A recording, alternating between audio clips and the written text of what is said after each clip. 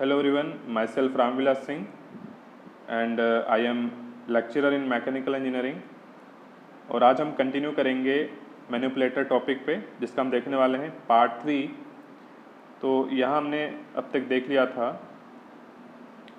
Manipulator, about manipulator, और यहाँ पर हम आज इसके आगे देखेंगे and effector and wrist configuration, और जो भी कॉन्फ़िगरेशंस होती हैं इस मैनिपुलेटर की वो हम यहाँ पर देखने वाले हैं। अब हम देखेंगे रिस्ट क्या होती है और एंड इफेक्टर किस प्रकार से यहाँ पर होता है। Okay, wrist configuration. Wrist assembly is attached to end of the arm. जो आपके पास मैनिपुलेटर होता है तो मैनिपुलेटर का जो लास्ट लिंक होता है उससे ये रिस्ट अटैच्ड होती है। Okay, and of the arm, जो मैनिपुलेटिंग आर्म है उसके एंड से ये रिस्ट अटैच्ड होता है। और रिस्ट एक्चुअली क्यों होता है? रिस्ट एंड इफेक्टर को कनेक्ट करने के लिए लगाया जाता है। End effector is attached to wrist assembly. Okay, इसका मतलब यह है कि जो मैनिपुलेटर का जो एंड है, यहाँ पर जो आपके पास मैनिपुलेटर है, इस मैनिपुलेटर के एंड पर यानी कि यहाँ पर क्या लगा हुआ है? रिस्ट लगा हुआ है। और इस रिस्ट से क्या अटैच होता है? इस रिस्ट से यहाँ पर एंड इफेक्टर अटैच यहाँ पर होता है। तो हमें यहाँ पर ध्यान रखना है। ओके, ये आपके पास है रिस्ट का फंक्शन क्या होता है? रिस्ट का फंक्शन होता है कि आपके पास जो एंड इफेक्टर है उसको मूव कराना। ओके, एंड इफेक्टर को ओरिएंट करना। ओके, जो डिफाइंड जो ओरिएंटेशन है वो एंड इफेक्टर को देना। ओके, और यहाँ पर 3 पॉसिबल जो मोशन यहाँ पर हमको देखने को मिलती है रिस्ट के अंदर। Okay, so they are the 3 degree of freedom for the wrist. ये आपके पास जो है रिस्ट बताया गया आपको। ये जो आपके पास एंड दिख रहा है ये किससे होता है? Attached to robotic arm. ये जो है आर्म से अटैच्ड होता है। और ये जो आपको एंड दिख रहा है वो किससे अटैच होता है? ये अटैच होता है आपके पास एंड इफेक्टर से। Okay, so there are 3 motion. पहला रोलिंग मीन्स इस एक्सिस के अबाउट अगर आपका जो है रोटेशन कर रहा है wrist, that is the rolling. Pitch कब होता है? जब इस एक्सिस के अबाउट क्या करे, ये लिंक आपका ऊपर या नीचे मूव करे, है ना, इस एक्सिस के अबाउट। ओके, जब इस तरीके से मोशन हो, इस तरीके से मोशन हो। ओके, ये बताया गया आपको पिच। तो इसमें क्या कहलाएगा? हम इसको बोलेंगे हम पिच। और लास्ट इज द यो, है ना। यो में क्या होता है? इस वर्टिकल एक्सिस के अबाउट क्या होता है? ये जो लिंक है आपका वो इस तरीके से या इस तरीके से मूव करता है। तो आई होप आप लोग जो समझ गए होंगे कि यहाँ पर जो 3 एक्सिस है, first axis, second axis and third axis. तो इन 3 एक्सिस के अबाउट जो है इस तरीके से जो है रिस्ट आपका मूव कर सकता है। So roll, pitch and yaw. Okay, so यहाँ पर हम इसको नाम क्या देते हैं? हम इसको नाम देखते हैं रिस्ट कॉन्फ़िगरेशन को हम नाम देते हैं यहाँ पर RRT। R for rotational. Pitch क्या है? रोटेशनल है। यो क्या है? यो अगेन जो है रोटेशनल है। बट टी का मतलब क्या है? ट्विस्टिंग। तो यहाँ पे जो रोलिंग वो क्या है? ट्विस्टिंग जॉइंट की तरह यहाँ पर काम कर रही है। तो यहाँ पर जो कॉन्फ़िगरेशन होता है रिस्ट के लिए वो हम लिखते हैं RRT। ओके, एंड रिस्ट किस लिए होता है? रिस्ट होता है एंड इफेक्टर को ओरिएंट करने के लिए, प्रिस्क्राइब्ड जो पोजीशन है उस पर एंड इफेक्टर को लाने के लिए। ओके, सो यहाँ पर जो मैनिपुलेटर की जो बॉडी और आर्म होती है वो जो है डिसाइड करती है एंड इफेक्टर की पोजीशन को। और एंड इफेक्टर और मैनिपुलेटर के बीच में क्या लगा होता है? मैनिपुलेटर और एंड इफेक्टर के बीच में लगा होता है रिस्ट। ओके, तो ये हमें यहाँ पर ध्यान रखना है। ओके, तो यहाँ पर देखिए, अगर तो ये आपके पास रिस्ट हो गया और आपके पास ये हो गया आपके पास एंड इफेक्टर। ये आपके पास है वैक्यूम ग्रिपर। ओके, यहाँ पर आपको जो है छोटे छोटे आपको जो है सक्शन कप यहाँ पर आपको दिख रहे हैं। This is the suction cup. Okay, this are the suction cup. यह करते हैं वैक्यूम से किसी भी ऑब्जेक्ट को ये ग्रिप कर लेते हैं और उसको पिक एंड प्लेस ऑपरेशन यहाँ पर परफॉर्म करते हैं। ओके, तो ये यहाँ पे जो आपको होल बने हुए दिख रहे हैं और यहाँ पे जो होल बने हुए वो क्या होते हैं? दोनों अटैच्ड हो जाते हैं एंड अल्टीमेटली जो है यहाँ पे जो है प्रिस्क्राइब्ड फंक्शन यहाँ पर एंड इफेक्टर द्वारा किया जाता है। ओके, तो हमने देखा wrist configuration. Next is and effector. And effector क्या होता है? एंड इफेक्टर जो मैनिपुलेटर के द्वारा हम जिससे काम कराते हैं। Okay, it is external to manipulator. End effector क्या होता है? मैनिपुलेटर से एक्सटर्नल होता है और इसके डिग्री ऑफ फ्रीडम को हम मैनिपुलेटर के डिग्री ऑफ फ्रीडम में काउंट नहीं करते। Okay, so it's degree of freedom does not combined with the manipulators degree of freedom. Okay, तो एंड इफेक्टर की डिग्री ऑफ फ्रीडम को हम मैनिपुलेटर के डिग्री ऑफ फ्रीडम में ऐड नहीं करते हैं, और ये मैनिपुलेटर के जो है मैनिपुलेटर के एक्सटर्नल होता है ये। ओके, और देख लेते हैं, ये एक डिवाइस होती है, वो क्या होती है, रिस्ट से अटैच्ड होती है। जैसे कि हमने देखा डायग्राम में कि मैनिपुलेटर से कौन अटैच होगा, मैनिपुलेटर से रिस्ट जुड़ा हुआ होगा और रिस्ट से एंड इफेक्टर यहाँ पे जुड़ा हुआ होता है। और रिस्ट की डिग्री ऑफ फ्रीडम कितनी होती है, 3 होती है।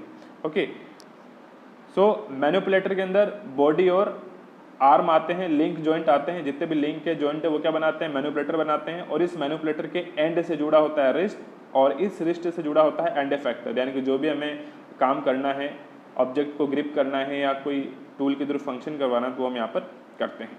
For the purpose of holding material, part, tool to perform specific task, किसी भी स्पेसिफिक टास्क को परफॉर्म करने के लिए हम यहाँ पर एंड इफेक्टर की आवश्यकता होती है। और एंड इफेक्टर रिस्ट से जुड़ा होता है और रिस्ट मैनिपुलेटिंग आर्म से यहाँ पर जुड़ा होता है।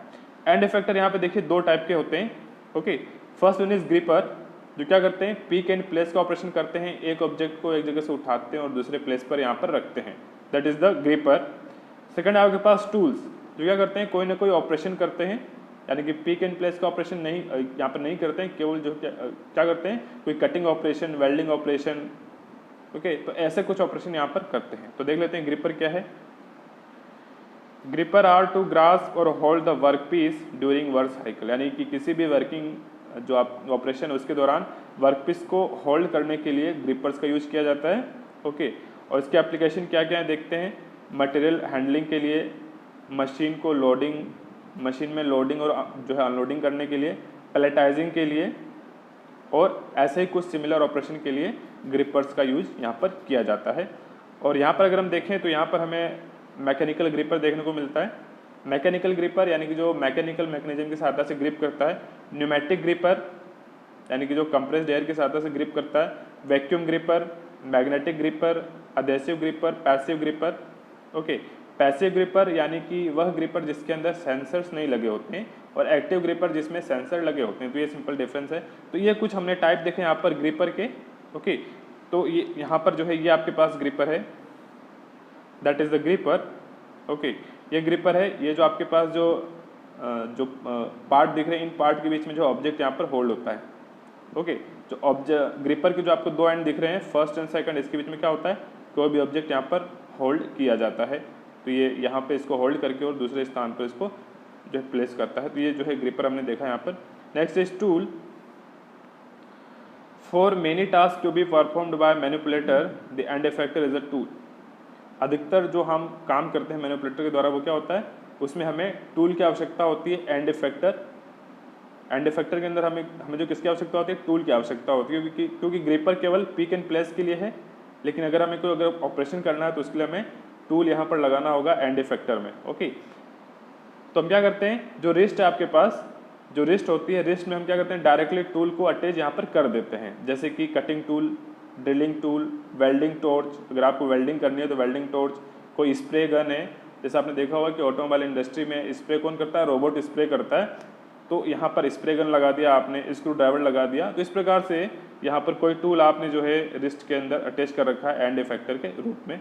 तो ये आपके पास जो है एग्जाम्पल है, this is the example of robot जो यहाँ पर वेल्डिंग का काम यहाँ पर कर रहा है। ओके, तो यहाँ पर ये आपके पास जो है रोबोट दिख रहा है।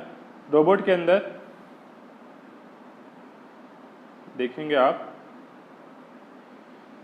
This is the body, this is the body, यहाँ पे जो लिंक एंड जॉइंट है। Okay, and this is the wrist, ठीक है, आपके पास रिस्ट है। And this is the welding torch, ठीक है, आपके पास वेल्डिंग टॉर्च है।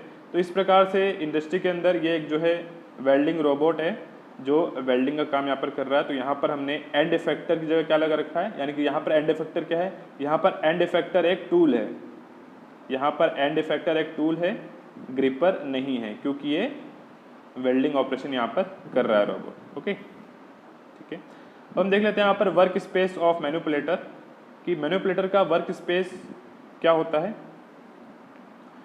It is the volume of work space. It is the volume of space that the end effector of manipulator can reach. यानी कि मैनिपुलेटर में जो and effector है, tool हो सकता है, ग्रिपर हो सकता है, तो ये कहाँ तक पहुँच सकता है। अगर हम उस स्पेस को बताएं तो हम उस स्पेस को बताते हैं वर्क स्पेस से। एक बार रिपीट करता हूँ मैं, मैनिपुलेटर का एंड इफेक्टर, क्योंकि सारा काम कौन करता है, एंड इफेक्टर करता है। ओके, सारा काम कौन करता है, एंड इफेक्टर करता है। तो एंड इफेक्टर कहाँ कहाँ तक पहुँच सकता है, कहाँ कहाँ तक इसकी अप्रोच है, कहाँ कहाँ तक ये रीच कर सकता है, तो उसका जो वॉल्यूम होता है, स्पेस का जो वॉल्यूम होता है, उसको बोलते हैं वर्क स्पेस। अगर हम देखें यहाँ पर एक आपके पास, ये आपके पास रोबोट है। Okay, this is one typical robot. यहाँ पर आपको बेस बताया गया है, first link, sorry base, first link, second link and third link. Third link क्या कर रहा है, यहाँ पर ट्रांसलेटरी मोशन कर रहा है, देखिए। ओके, थर्ड लिंक क्या कर रहा है, जो है ट्रांसलेटरी मोशन करता है वर्टिकल डायरेक्शन में। ओके, तो इस तरीके से हम ये देखना है कि आपके पास जो एंड इफेक्टर यहाँ पर दिख रहा है आपको, this is the end effector. Okay, this is the end effector. And effector कहाँ कहाँ पहुँच सकता है, that is the work space of this robot. तो अगर हम स्पेस बनाएं इसके लिए कहाँ कहाँ पहुँच सकता है, तो ये आपको जो वॉल्यूम दिख रहा है 3D के अंदर, this 3D volume which is shown here is the work space of this robot. Okay, तो ये आपके पास हो गया वर्क स्पेस। और ये आपके पास जो रोबोट है वो किस टाइप का है, RRP कॉन्फ़िगरेशन का है। मीन्स यहाँ पर रोटेशनल जॉइंट, ठीक है, यहाँ पर कौन सा जॉइंट है, rotary joint, again rotary joint and again prismatic joint. Okay, rotary joint and prismatic joint. तो क्या हो गया, ये RRP टाइप का ये रोबोट यहाँ पर है। अब क्लियर हो गया होगा कि वर्क स्पेस क्या होता है। मीन्स ये जो एंड है वो कहाँ कहाँ तक जा करके काम कर सकता है, कहाँ कहाँ ये जो एंड है वो पहुँच सकता है काम करने के लिए, दैट इज द, उस स्पेस को हम बोलेंगे, उस स्पेस के वॉल्यूम को हम बोलेंगे वर्क स्पेस। यानी कि इस वॉल्यूम के अंदर ये काम कर सकता है। इस वॉल्यूम से अगर बाहर कोई अगर पॉइंट है तो ये एंड इफेक्टर नहीं पहुंच पाएगा उस पॉइंट पे, है ना। तो एंड इफेक्टर कहाँ पहुंच पाएगा, इस वॉल्यूम के अंदर अंदर ही ये काम कर सकता है। अगर कोई पॉइंट अगर बाहर इस वॉल्यूम के, तो ये पहुंच नहीं पाएगा उस लोकेशन पे। तो वर्क स्पेस देखें अगर, तो दो प्रकार के होते हैं यहाँ पर आपके पास। पहला होता है dextrous and second is the reachable. Dextrous and reachable, ये भी दोनों क्या होते हैं देख लेते हैं यहाँ पर। डेक्स्ट्रस का मतलब क्या है, volume which robot and effector can reach with various orientation. यानी कि यह वह वॉल्यूम है, यह वह लोकेशन है जहां पर रोबोट का एंड इफेक्टर क्या कर सकता है, कई सारे ओरिएंटेशन से पहुंच सकता है, विथ वेरियस ओरिएंटेशन। ओके, लेकिन रिचेबल क्या होता है, volume that and effector can reach with one orientation. देखिए डेक्स्ट्रस और रिचेबल में क्या अंतर है, डेक्स्ट्रस के अंदर जो रोबोट है आपका, रोबोट का जो एंड इफेक्टर है वो कई सारे ओरिएंटेशन से पहुंच सकता है किसी लोकेशन पे, है ना। यानी कि एक लोकेशन पे पहुंचने के लिए यहाँ पर कई सारे जो ओरिएंटेशन होंगे। But in the case of reachable work space, यहाँ पर क्या होता है, केवल और केवल एक ओरिएंटेशन होता है जिससे ये पहुंच सकता है। ओके, तो इसका एग्जाम्पल देख लेते हैं यहाँ पर। This is one typical diagram. यहाँ पर मैं जो है रोबोट शो करता हूँ यहाँ पर। Okay, so this is the first link and this is joint and this is the another link. Okay, so there are two links, first and second. Okay, और इसका जो वर्क स्पेस क्या है, एक सर्कुलर टाइप में है। तो यहाँ पर अगर मैं बात करूँ फर्स्ट, इस पॉइंट की बात करूँ अगर मैं, ए पॉइंट की, है ना, ए पॉइंट में पहुँचने के लिए यहाँ पर केवल और केवल एक ही ओरिएंटेशन है कि जब क्या हो, जब आपका रोबोट क्या हो, इस तरीके से बिल्कुल स्ट्रेट हो जाए, तो इस कंडीशन में ये पॉइंट ए पर पहुंच सकता है। ओके, लेकिन अगर मैं बात करूं एक पॉइंट बी की, जो इस प्रकार से है आपके पास यहां पर बी पॉइंट। ओके, इस प्रकार से आपके पास बी पॉइंट है। ओके, सो यहां पर देखिए, यहां पर रोबोट का एंड इफेक्टर दो तरीके से पहुंच सकता है। पहली ओरिएंटेशन फर्स्ट और सेकंड लिंक हो गए, और दूसरी और जो है दूसरी जो ओरिएंटेशन क्या है, फर्स्ट एंड सेकंड। सो इस पॉइंट बी पर पहुंचने के लिए यहाँ पर दो जो है ओरिएंटेशन पॉसिबल हैं। तो आई होप समझ पा रहे होंगे आप कि पॉइंट ए पर पहुंचने के लिए यहाँ पर केवल एक ही ओरिएंटेशन है, लेकिन पॉइंट बी पर पहुंचने के लिए यहाँ पर दो ओरिएंटेशन है, पहला ओरिएंटेशन और ये दूसरा ओरिएंटेशन। तो हम इसको क्या बोलेंगे, इसको बोलेंगे हम रीचेबल वर्क स्पेस और इसको बोलेंगे हम डेक्स्ट्रस वर्क स्पेस। ओके, तो इस तरीके से हमने जो है वर्क स्पेस को जाना कि किसी भी मैनिपुलेटर के लिए वर्क स्पेस हम कैसे डिफाइन करते हैं कि कहाँ कहाँ तक ये एंड इफेक्टर पहुँच सकता है कोई भी काम करने के लिए, that is the work space. Okay, और डेक्स्ट्रस मतलब कि उस पॉइंट पर पहुँचने के लिए अगर कई सारे जो है ओरिएंटेशन का मतलब है यहाँ पर, यानी कि एक से ज़्यादा जो है ओरिएंटेशन की सहायता से पहुँच रहा है, जैसे कि यहाँ पर दो जो है ओरिएंटेशन है बी पॉइंट में पहुँचने के लिए, दैट इज़ द डेक्स्ट्रस, और ए पॉइंट में पहुँचने के लिए यहाँ पर केवल एक ही ओरिएंटेशन है, that is the reachable work space. Okay, तो नेक्स्ट हम देखेंगे यहाँ पर वेरियस कॉन्फ़िगरेशन ऑफ मैनिपुलेटर, कि मैनिपुलेटर हम जो जनरली काम में लेते हैं इंडस्ट्री के अंदर, उनके जनरली हम कॉन्फ़िगरेशन क्या रखते हैं। ओके, तो व्हाट इज कॉन्फ़िगरेशन हम देख लेते हैं यहाँ पर। The mechanics of manipulator depend on the type of joint employed and their arrangement. देखिए यहाँ पर मैनिपुलेटर कैसे काम करेगा, क्या मोशन रहेगी, ओके, क्या जो है वर्क स्पेस रहेगा, वो किस पे डिपेंड करता है, वो डिपेंड करता है कि आपने मैनिपुलेटर बनाने में कौन कौन से जॉइंट काम में लिए हैं और उनका जो है अरेंजमेंट क्या रखा है आपने। ओके, कौन कौन से जॉइंट काम में आपने लिए हैं और कौन कौन से जो है आपने अरेंजमेंट रखे हैं इनके। Okay, so purpose of robotic arm is to position the wrist in 3D space. देखिए मेन काम क्या है रोबोटिक आर्म का, कि मैनिपुलेटर क्या करे, रिस्ट को 3D के अंदर पोजीशन करे। उससे क्या होगा, रिस्ट से कौन जुड़ा हुआ है, रिस्ट से जुड़ा हुआ है एंड इफेक्टर, और एंड इफेक्टर यहाँ पर सारा काम कर रहा है यहाँ पर। तो क्या करना है, अल्टीमेटली एंड इफेक्टर को 3D के अंदर एक जो है निश्चित पोजीशन पे लाना है जो है काम करने के लिए। तो इसको कौन जो है करता है, रोबोटिक आर्म करती है यहाँ पर जॉइंट और उसकी सहायता से। According to joint movement and arrangement of link, there are various basic structural configuration of robotic arm is there। तो इन जॉइंट कौन कौन से काम में लिए हैं और उनका जो है अरेंजमेंट क्या है लिंक का, इसके आधार पर हम यहाँ पर कुछ बेसिक कॉन्फ़िगरेशन देखने वाले हैं। ठीक है, तो हम आगे देखेंगे। These are characterized by distribution of their arm joint among prismatic and rotary joint।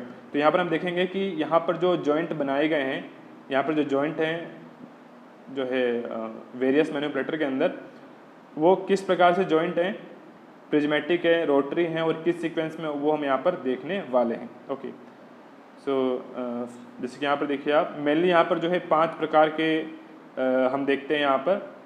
पहला कार्टिजन रोबोट, कार्टिजन कॉन्फ़िगरेशन, दूसरा सिलेंड्रिकल कॉन्फ़िगरेशन, तीसरा स्फेरिकल कॉन्फ़िगरेशन, चौथा आर्टिकुलेटेड कॉन्फ़िगरेशन एंड तीसरा SCARA robot. Okay, so SCARA robot is अपने आप में ये जो है स्पेशल है, इंडस्ट्री के अंदर इसका यूज जो है ज़्यादा होता है। ओके, सो कार्टिजन की बात करें अगर, यहाँ पर जो है वर्क स्पेस बताया गया है। कार्टिजन के अंदर क्या देखिए, कार्टिजन के अंदर तीनों ही जो जॉइंट है वो क्या है, प्रिज्मेटिक है। लीनियर मोशन हो रहा है means prismatic, again linear motion prismatic, again जो है लीनियर मोशन प्रिज्मेटिक। ओके, तो इसका जो वर्क स्पेस बनता है कार्टिजन रोबोट का, वो एक क्यूबॉइड बनता है। ध्यान रहे कि इसका जो वर्क स्पेस बनता है वो क्या बनता है, एक क्यूबॉइड टाइप में वर्क स्पेस बनता है। ओके, बात करें अगर हम सिलेंड्रिकल रोबोट की, तो सिलेंड्रिकल रोबोट देखिए आप। ओके, पहला जॉइंट ट्विस्टिंग जॉइंट है मीन्स रोटरी जॉइंट है, दूसरा अगेन लीनियर है और तीसरा अगेन यहाँ पर लीनियर है। तो अगर हम इसका वर्क स्पेस बनाए तो वो एक जो है सिलेंड्रिकल स्पेस बनता है, सिलेंड्रिकल एनुलर स्पेस। ओके, तो इस सिलेंड्रिकल एनुलर स्पेस के अंदर जो है आपका एंड इफेक्टर है इस सिलेंड्रिकल रोबोट का, वो पहुंच सकता है, इससे बाहर ये नहीं पहुंच सकता। ओके, और ये जो सिलेंड्रिकल है वो पूरा जो है 360 डिग्री नहीं होता है, क्या होता है 330 डिग्री तक ये होता है यहाँ पर, ये हमें यहाँ पर ध्यान रखना है। Okay, so this is the cylindrical robot का यहाँ पर जो है वर्क स्पेस आपने देखा। Okay, next is spherical robot. Spherical robot में क्या होता है देखिए, पहला जॉइंट ट्विस्टिंग होगा, दूसरा यहाँ पे रोटेशनल होगा और तीसरा यहाँ पर लीनियर होगा। It means rotary joint and prismatic joint. Okay, तो यहाँ पर जो वर्क स्पेस बनता है पोलर रोबोट को, स्पेरिकल रोबोट को हम जो है पोलर रोबोट भी कहते हैं। यहाँ पे जो स्पेस बनता है वर्क स्पेस वो कुछ इस टाइप का स्पेस यहाँ पर बनता है। नेक्स्ट हम बात करें आर्टिकुलेटेड की। आर्टिकुलेटेड रोबोट, इसके अंदर क्या होता है, देखिए इसके अंदर जो तीनों जॉइंट होते हैं वो रोटरी जॉइंट होते हैं। पहला ट्विस्टिंग जॉइंट, दूसरा रोटेशनल जॉइंट और तीसरा भी रोटेशनल जॉइंट। यहाँ पर पहला ट्विस्टिंग जॉइंट, दूसरा रोटेशनल और तीसरा भी यहाँ पर रोटेशनल बनता है। Means rotary joint rotary joint rotary joint. Okay, तो इस आर्टिकुलेटेड रोबोट को हम जो है जॉइंटेड आर्म रोबोट भी कहते हैं। ओके, और यहाँ पर जो इसका वर्क स्पेस बनता है वो इस प्रकार से बनता है। यहाँ पर वर्क स्पेस कुछ इस प्रकार से बनता है। ठीक है, लास्ट हम बात करें स्कारा रोबोट की। इसको हम जो है जॉइंटेड आर्म रोबोट भी कहते हैं, आर्टिकुलेटेड को। ओके, यहाँ पे जो कार्टिजन जॉइंट दिख रहा है आपको, कार्टिजन रोबोट आपको दिख रहा है, इसको हम गैंट्री जॉइंट भी कहते हैं। ओके, इसको हम जो है जेंट्री रोबोट भी कहते हैं। वो क्यों बोलते हैं, क्योंकि ये जो है काफ़ी जियंट होता है, काफ़ी जो है लार्ज होता है साइज में। Cartesian robot is very large in the size. Okay, और यहाँ पे तीनों मोशन कैसी होती है, लीनियर होती है। उसको हम जो है जेंट्री रोबोट भी कहते हैं यहाँ पर। ओके, स्फेरिकल को हम जो है पोलर रोबोट कहते हैं, आर्टिकुलेटेड को हम जो है जॉइंटेड आर्म रोबोट भी कहते हैं, और ये आपके पास लास्ट है स्कारा रोबोट। ओके, और इसका हमने जो है वर्क स्पेस भी यहाँ पर हमने समझ लिया है। देखिए स्कारा रोबोट का जो वर्क स्पेस है वो कुछ इस प्रकार से होता है। The work space of SCARA robot is this. यहाँ पर जो आपको ये शेप दिख रहा है आपको यहाँ पर। ओके, इस एरिया में जो ये काम करता है। ओके, और इसका जो है अगर हम टॉप व्यू देखें तो इस स्पेस का आपको जो है टॉप व्यू आपको कुछ इस प्रकार से दिखता है। ओके, तो this is the SCARA robot. Okay, ये जो है स्कारा रोबोट का क्या है आपके पास वर्क स्पेस। ये जो है 3D डायग्राम बताया गया है। This diagram is related to cartesian robot. Cartesian robot, okay, this is cylindrical robot, एक रोटरी और दो प्रिज्मेटिक जॉइंट होते हैं यहाँ पर। Next is cylindrical robot, spherical robot. Spherical में क्या होता है, दो रोटरी होते हैं और एक आपके पास जो है प्रिज्मेटिक जॉइंट होता है। Okay, next is articulated robot, means jointed arm, जिसमें क्या होते हैं, तीनों ही जॉइंट क्या होते हैं, रोटरी जॉइंट होते हैं। पहला रोटरी, दूसरा रोटरी और तीसरा भी रोटरी होता है।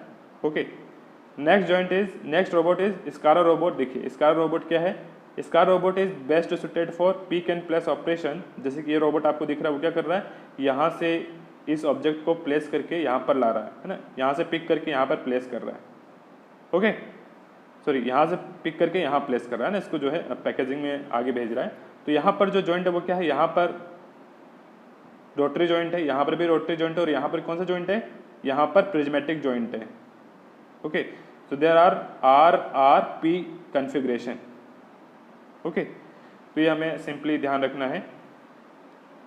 और जो इसका जो है स्केच डायग्राम बताया गया है आपको यहाँ पर, this is the Cartesian. Cartesian का कॉन्फ़िगरेशन क्या है, triple P, prismatic, prismatic and prismatic, first linear, second linear and third linear joint. Okay, third one is the cylindrical. इसमें क्या होता है कॉन्फ़िगरेशन, RPP होता है, R मीन्स रोटरी होता है पहले, फिर prismatic and again prismatic. Okay, अगर हम बात करें स्पेरिकल की, तो स्पेरिकल में अगेन क्या होता है, स्पेरिकल में पहला रोटरी होता है, दूसरा भी रोटरी होता है और तीसरा क्या होता है, प्रिज्मेटिक होता है, RRP configuration. Next is articulated, क्या होता है, triple R, rotational, rotational and rotational. So rotational, rotational and rotational, rotary तीनों क्या होते हैं, रोटरी जॉइंट यहाँ पर होते हैं। अगर हम बात करें स्कारा रोबोट की, तो स्कारा रोबोट इज स्पेशल रोबोट। यहाँ पर दो स्टार्टिंग के जो होंगे जॉइंट वो क्या होंगे, रोटरी जॉइंट, रोटरी जॉइंट, और लास्ट में क्या होता है, ये यहाँ पर होता है आपके पास प्रिज्मेटिक जॉइंट, जो यहाँ पर वर्टिकली मूव करता है ऑब्जेक्ट को। ठीक है, तो ये मेनली हमें ध्यान रखना है कॉन्फ़िगरेशन के बारे में। There are the 5 basic configuration of robot manipulator. Okay, और बेसिकली जो मैक्सिमम यूज में लेते हैं हम इसको लेते हैं स्कारा रोबोट को। तो यहाँ हम देख लेते हैं कुछ real applications of robot in industry. तो यहाँ जैसे कि आप देख पा रहे हैं In this video, this is a robot which is type of RRR, means ये रोबोट क्या है आपके पास, आर्टिकुलेटेड रोबोट है जिसमें तीनों जॉइंट कैसे हैं आपके पास, रोटरी टाइप के हैं। इस प्रकार से ये जो है काम कर पा रहा है, देखिए। ओके, जो भी असेंबलिंग का काम है वो यहाँ पर जो है किया जा रहा है, पिक एंड प्लेस ऑपरेशन भी किया जा रहा है।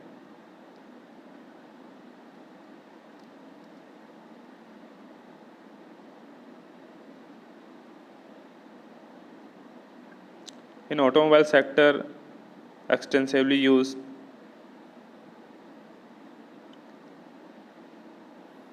ओके तो यहाँ पर जैसे कि आप देखेंगे जो विंड शील्ड होती है कार के अंदर, तो किस प्रकार से यहाँ पर जो है अटैच किया जाएगा रोबोट के थ्रू। तो क्या करेंगे, विंड शील्ड को रोबोट पहले क्या करेगा, ग्रिप करेगा और फिर उसको कार के आगे की साइड में क्या करेगा, उसको अटैच कर देगा। तो यहाँ पर देखते हैं किस प्रकार से ये कर रहा है।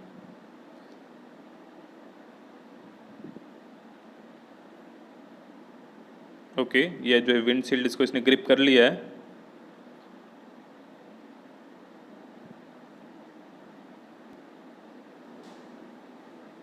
यहाँ पे जो आदेश है वो जो यहाँ पर किया जा रहा है ना। नेक्स्ट, हाँ, इस प्रकार से ये यस दैट द कॉन्फ़िगरेशन, यहाँ पर जो है मूवमेंट की जा रही है। इस मूवमेंट को हम जो है कैसे कंट्रोल करते हैं, इस मूवमेंट को हम जो है प्रोग्राम के थ्रू कंट्रोल करते हैं या फिर रोबोट के थ्रू हम यहाँ पे जो पेंडेंट होता है दैट इज़ द रिमोट, उसके थ्रू हम यहाँ पर कंट्रोल यहाँ पर करते हैं, या फिर पहले से हमने जो प्रोग्राम फीड किया हुआ है उसके थ्रू ये रिपीटेटिव टास्क यहाँ पर करता रहता है एक निश्चित इंटरवल के अंदर। ओके, तो इस प्रकार से यहाँ पे जो विंड शील्ड लगा दी गई है। तो इस प्रकार से यहाँ पे जो है काम किया जाता है रोबोट के द्वारा। कार्टेशियन रोबोट की बात करें तो यहाँ पर लीनियर मूवमेंट होता है तीनों ही एक्सिस में, और इसका कन्फिगरेशन क्या होता है, ट्रिपल पी होता है, और ये बहुत ही ज़्यादा रिजिड और एक्यूरेट होता है, क्योंकि क्या होता है ये साइज में बहुत बड़ा होता है, so that is rigid and accurate.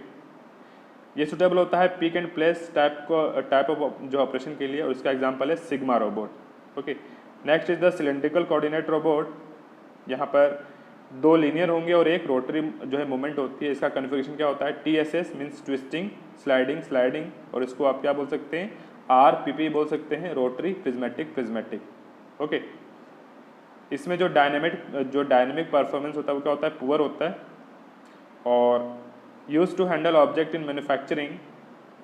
Okay, manufacturing के अंदर जो भी ऑब्जेक्ट उसको हैंडल करने का काम आता है। और यहाँ पर ये क्या होता है, ये फ्लोर के ऊपर नहीं आ सकता, can't reach the object lying on the floor. अगर कोई ऑब्जेक्ट अगर फ्लोर पे है तो उसको ये वहाँ तक ये रीच नहीं कर पाता एंड इफेक्टर इसका। और इसका एग्जाम्पल क्या है, वर्सेट्रेन 600, इसका जो है एग्जाम्पल हो गया।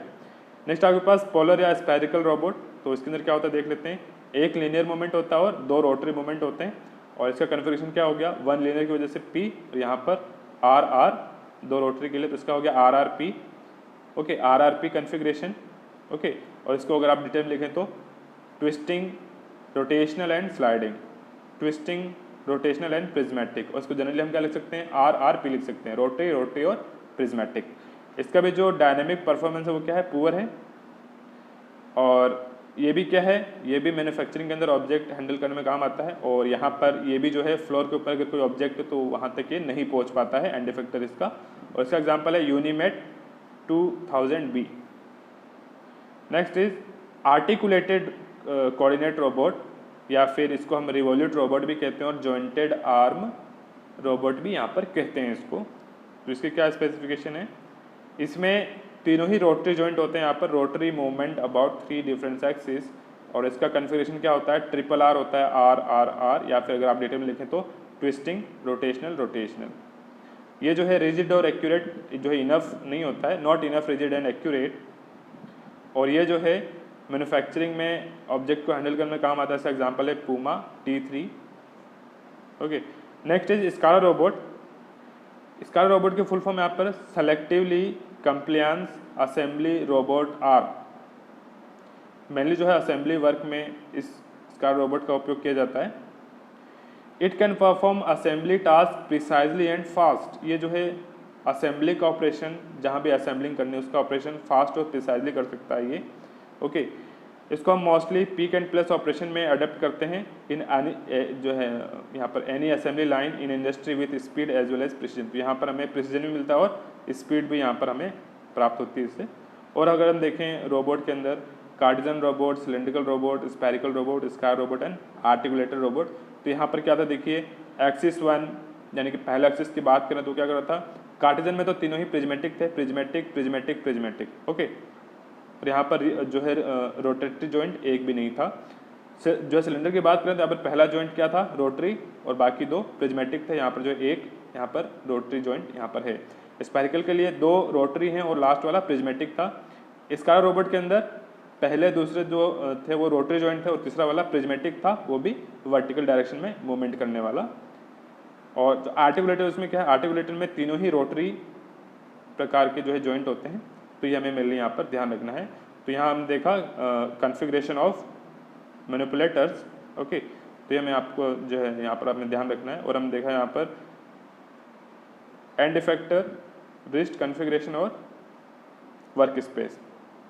तो इस प्रकार से यहाँ पर जो टॉपिक है आपका मैनिपुलेटर, यहाँ पर ये कंप्लीट होता है। तो अभी के लिए इतना ही, थैंक यू।